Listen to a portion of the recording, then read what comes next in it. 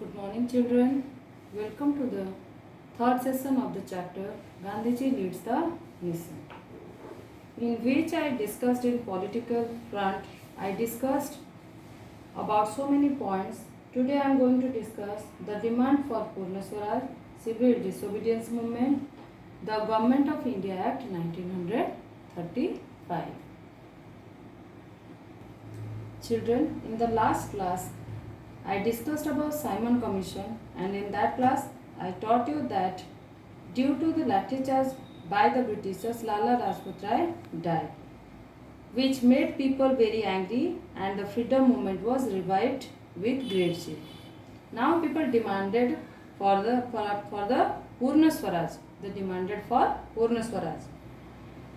Under the presidency of Jawaharlal Nehru, a resolution was adopted for demanding complete independence, which means Purna Swaraj, in the year 1929.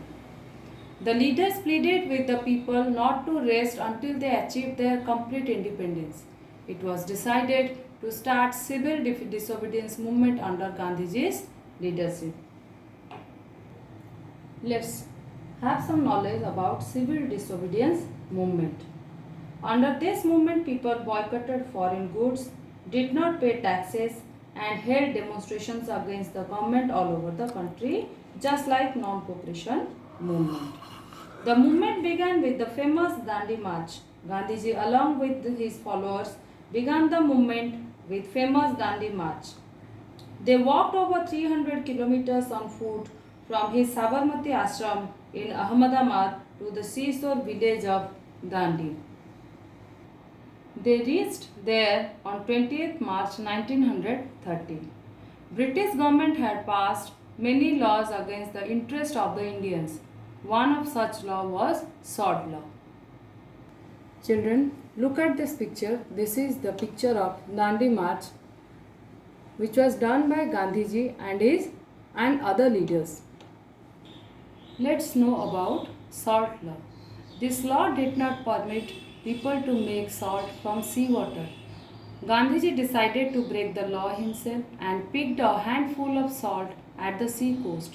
This gave the signal for the start of civil disobedience movement, where people boycotted foreign goods, did not pay taxes, and held demonstrations against the government.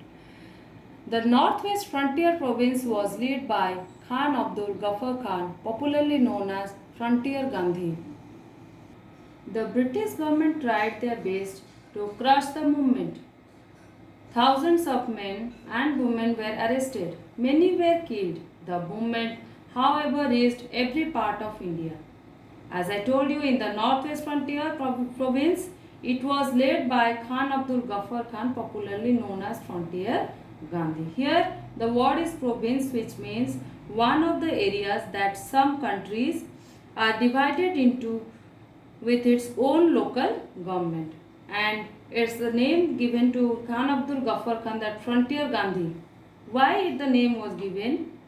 Because it was closely identified with Gandhi because of non-violence principle. That's why Khan Abdul Ghaffar Khan was known as Frontier Gandhi.